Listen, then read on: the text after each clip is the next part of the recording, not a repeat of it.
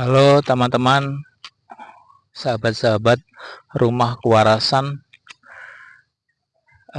hanya mengingatkan kita semua, terutama saya, satu, tetaplah jadi manusia, manusia yang menjaga kewarasannya. Rumah kewarasan sebenarnya ada di dalam diri kita masing-masing, dan ketika manusia sudah menjumpai rumah kewarasannya, dia akan membuat rumah kewarasan bagi dunia. Satu, tetaplah jadi manusia. Yang kedua, kita tetap dalam posisi menjaga kewarasan. Kalau dalam bahasa David Hawkins, kesadaran dalam skala 200 ke atas. Dan yang ketiga, ingatlah sirna. Karena kesirnaan suatu perjalanan kehidupan, sebuah qadarullah yang tidak perlu ditakutkan, tetapi sebenarnya perlu direfleksikan, dikontemplasikan, dimuhasabahkan. Teman-teman, kali ini setting kita pindah ke suatu kampus, di tempat, kalau menyebut lokus deliktinya, ada di suatu tempat, di suatu kampus di Jawa Timur. Tidak usah disebut dengan persis, karena ya banyak pertimbangan, tetapi kampus ingin saya jadikan sebuah analogi, judulnya seperti KPK, jadi kampus peradaban keindahan. Jadi topik kita adalah kampus peradaban dan keindahan, tetapi lebih merujuk kepada sebuah judul, Universitas Keagungan yang Nyaris Punah. Saya ulangi teman-teman, Universitas Keagungan yang Nyaris Punah. Jadi kenapa tidak menggunakan sekolah tinggi atau politeknik atau apapun, saya ingin mengambil adagium universitas supaya memiliki akar masalahnya yang berasal dari kata universe in English. Universe berarti semesta, dan sebenarnya universitas itu adalah representasi dari kehidupan yang meluas, mewakili, merepresentasikan kehidupan semesta. Dan sebagaimana kita tahu, sebenarnya pendidikan itu lebih, kalau kita baca bukunya, kita ambil referensi 2 atau 3 ya. Pertama, bukunya Teori Tindakan Komunikasi, atau dalam bahasa Inggris, bahasa Jermannya Teori des Kommunikativen Handels, Jürgen Habermas, memberikan bahwa sebenarnya manusia perlu memahami akal budi sebagai akal budi komunikatif. Karena kenapa manusia unggul menurut Sapiens karya Yuval Noah Harari, manusia itu unggul dibanding binatang pada dasarnya. Kalau mau merujuk, mohon maaf kalau kasar perbandingannya, manusia menurut teori-teori tertentu adalah binatang yang berakal. Keunggulan manusia adalah karena dia berkomunikasi dalam bahasa yang saling dipahami.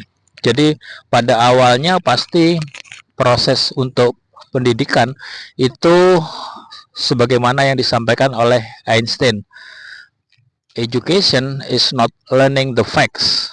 Jadi pembelajaran, pendidikan tidaklah untuk menghimpun, mengkoleksi data, but to construct the mind to think.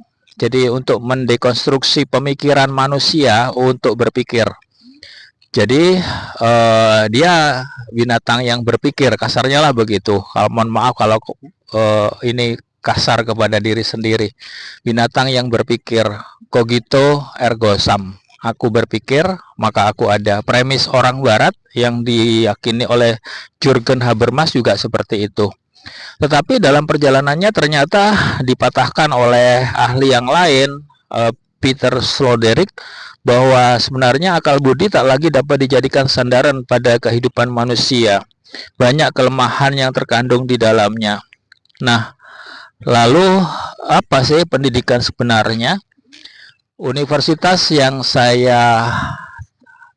tempat saya melakukan proses pengamatan sekarang, existing stay saya adalah di sebuah universitas.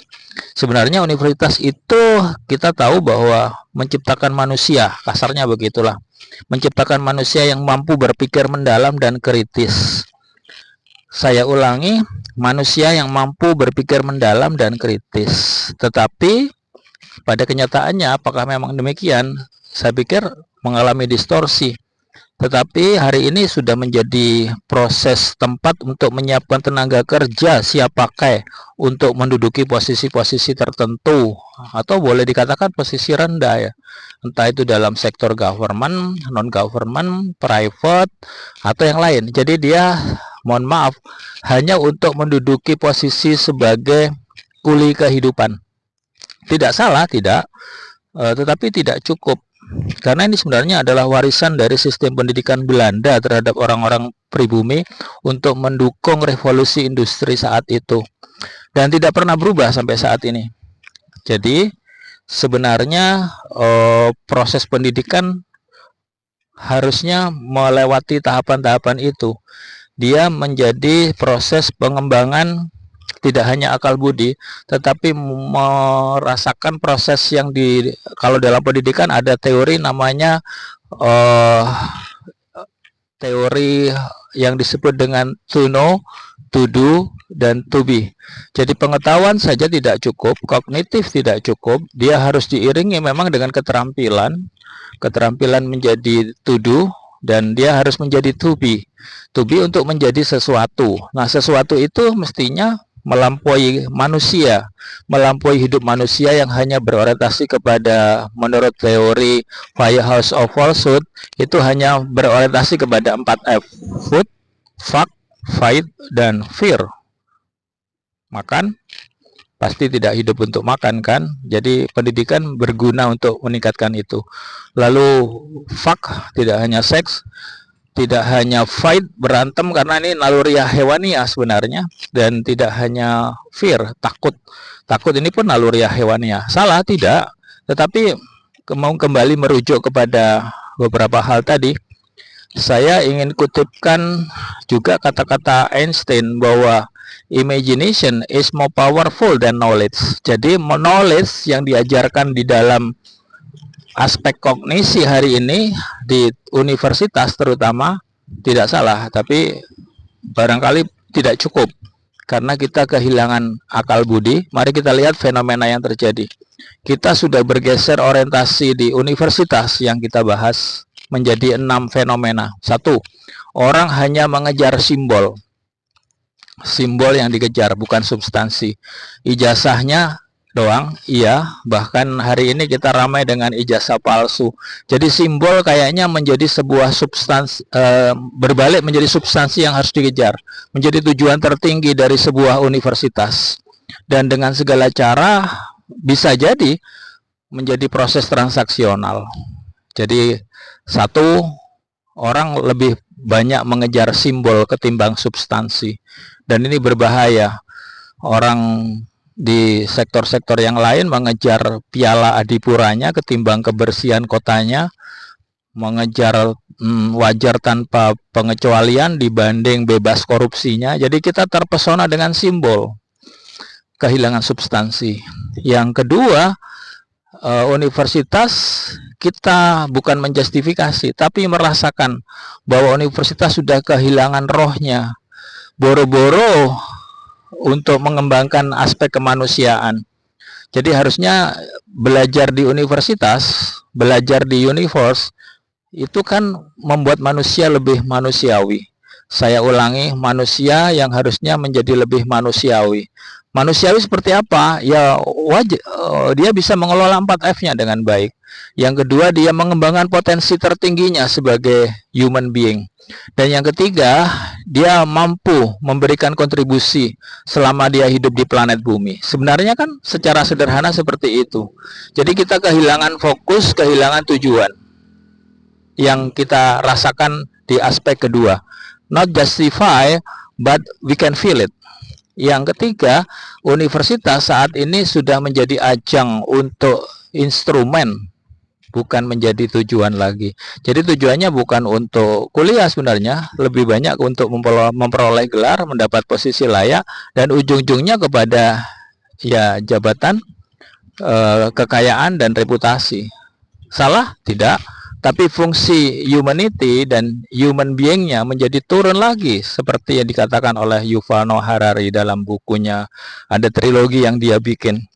Yang keempat, kita lihat bahwa universitas sudah kehilangan rohnya, karena di beberapa kejadian kita melihat bahwa universitas dianggap sebagai simbol dan merupakan proses transaksional, kehilangan values, kehilangan norma, dan kehilangan moral.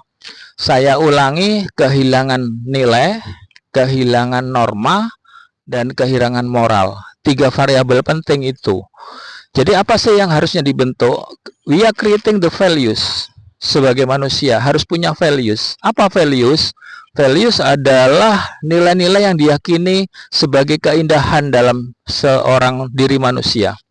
Jadi kalau manusia tak lagi punya values, sebenarnya dia tidak lagi jadi manusia. Keindahan dia sebagai seorang manusia hilang.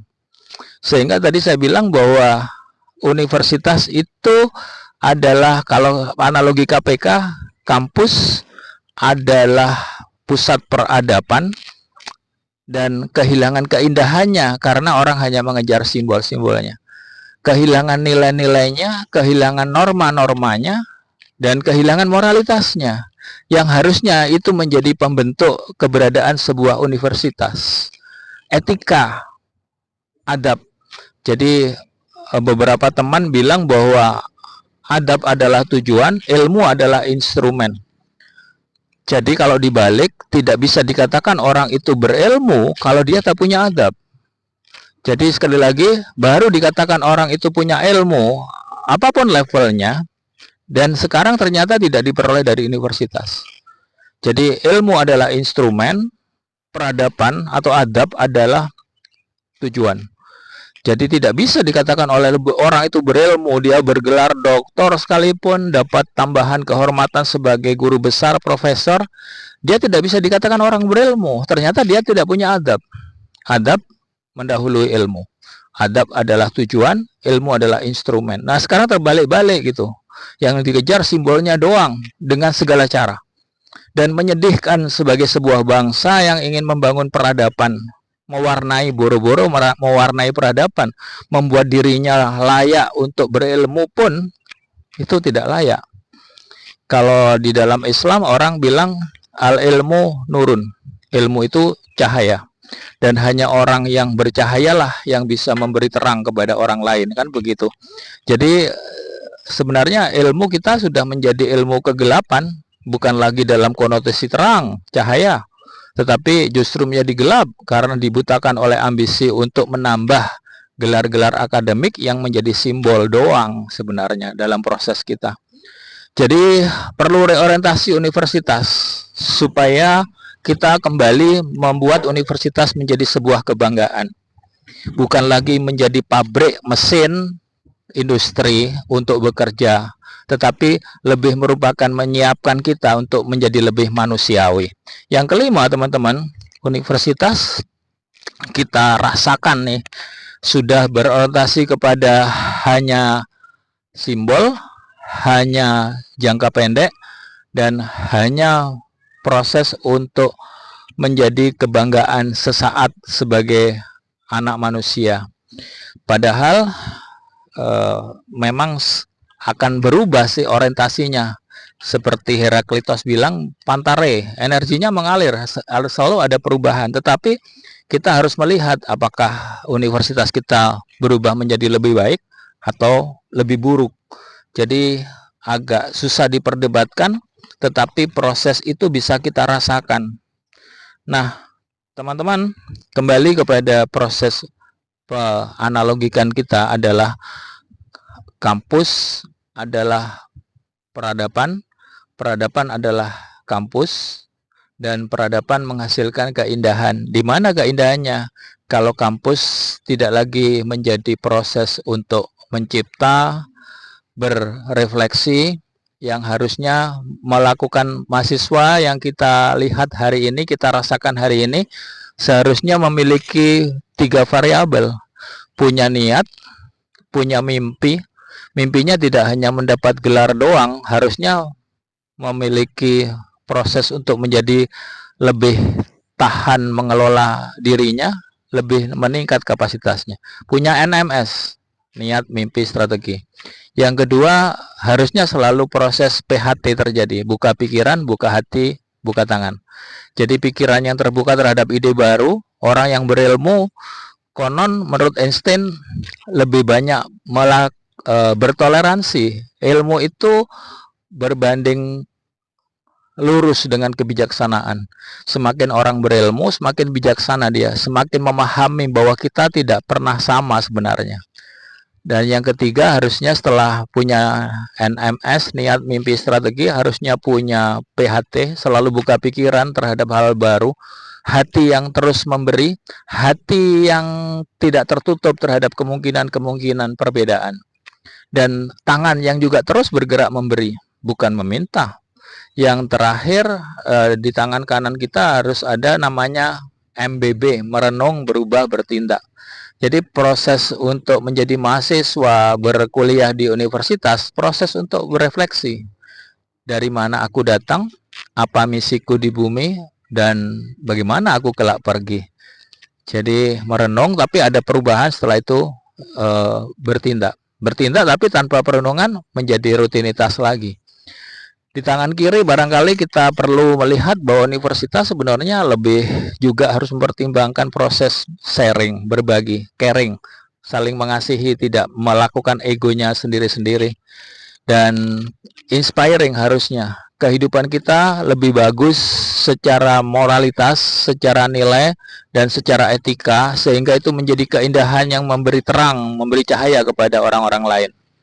Yang kedua, di tangan kiri mestinya kita membungkus diri selain dengan sharing, caring, dan inspiring, ya harusnya menjadi proses untuk selalu punya K3, komitmen, konsisten, dan continue, menjadi menapaki dunia yang lebih cepat berubah, tetapi dengan komitmen yang tinggi untuk menjadi lebih baik dari waktu ke waktu. Jadi butuh kejujuran intelektual. Jadi kampus itu membutuhkan kejujuran intelektual lebih dari segalanya. Bukan masalah gelarnya, dan bukan masalah perbandingan dengan orang-orang lain sebenarnya, tetapi bagaimana kita lebih jujur kepada diri sendiri dari waktu ke waktu. Apakah hari ini kita lebih jujur dibanding kita hari kemarin? Jadi tidak relevan, irrelevan kalau kita membandingkan kita dengan orang lain sebenarnya. It's not apple to apple, it's not head to head, tetapi bagaimana kita membandingkan diri kita dengan diri kita lebih kemarin, apakah semakin meningkat kompetensinya, kapasitasnya, kapabilitasnya, dan kredibilitasnya. Dan universitas harusnya juga bisa mengadopsi semua perubahan. Hari ini kita perlu mungkin mereview kembali, tidak hanya science knowledge, tapi memang juga harus dilengkapi dengan teknologi, IT, dilengkapi pula dengan sejarah, karena kita sering tidak tahu sejarah kita. Bangsa kita ini dari mana, sedang bagaimana, dan mau kemana. Jadi pertanyaan reflektifnya adalah dari mana kita datang sebagai bangsa, mau kemana kita berjalan, dan dengan cara apa nanti kita mencapai itu semua. Barangkali sejarah tidak hanya untuk dihafal, tetapi sejarah justru harus menjadi sebuah gloriousness action untuk membuat kita tahu dari mana dan untuk apa kita ada di sini. Jadi 5 variabel yang saya rekom untuk dipelajari kembali di universitas. 1, science, yes. Yang kedua, teknologi informasi, harus. Yang ketiga, sejarah, history. Yang keempat, filsafat. Kenapa filsafat? Karena harusnya kita belajar tentang cara berpikir. Filsafat itu cara berpikir, the way of thinking. Dan yang terakhir, kita belajar tentang local wisdom. Jadi jangan lupa, beberapa pakar tidak usah disebut, tapi biasanya orang manajemen bilangnya begini, you may stay locally, but you must thinking globally.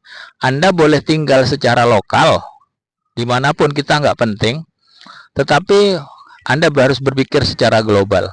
Jadi hari ini dualitas sedang terjadi. Kita ada di suatu tempat, lokalitas saya di suatu kampus di suatu kabupaten di Jawa Timur, cukup representatif untuk sebuah kehidupan yang nyaman. You may stay locally, but you must thinking globally. Wawasan kita global, selalu ada sistem yang terhubung dengan kita semua. Jadi jangan pernah hilang bahwa orientasi kita selalu ada dualitas. You may stay locally, but you must thinking globally. Tetapi yang kedua juga harus diimbangi dengan you may thinking globally, but you must acting locally. Seringkali ini menjadi kekacauan berpikir karena kita merasa menjadi orang global kalau kita tak punya identitas. No, kita harus tetap punya identitas. Lihat Jepang, lihat Korea, lihat beberapa kabupaten, kota, atau negara-negara lain yang tidak kehilangan identitasnya dan mereka mewarnai dunia dengan identitasnya. Itu saja refleksi dari sebuah kampus, teman-teman. Jadi kampus KPK, kampus peradaban dan keindahan harusnya menyatu. Jadi kampus harusnya membangun peradaban, adab, dan adab itu pasti membangun nilai, norma, dan moral, bukan jual beli ijazah atau bahkan pemalsuan yang sebagainya. Dan itu turun sekali derajat kita sebagai manusia. Dan setelah KPK, kampus, peradaban, dan keindahan itu satu paket. Jadi alangkah indah kalau kita bisa mencapai tataran universitas di sebuah kampus. Dan disitulah kita belajar tentang keuniversalan tetapi tanpa kehilangan lokalitas kita sebagai manusia. Untuk apa kita hadir, bagaimana kita pergi, dan apa legasi kita. Jadi sekali lagi penutupnya adalah kita kembalikan fungsi KPK, kampus sebagai pembangun peradaban dan penuh keindahan supaya kita tidak lagi terkena jebakan universitas adalah keagungan yang nyaris runtuh karena kehilangan rohnya. Jadi Indonesia Raya kembali bergaung, bangunlah jiwanya, jiwa kampus, jiwa intelektual, jiwa akademis, dan jiwa manusia yang harusnya mewarnai raga. Bangunlah jiwanya dan baru bangun badannya. Terima kasih, salam kewarasan. Tetaplah menjaga rumah kewarasan kita masing-masing, apapun yang terjadi.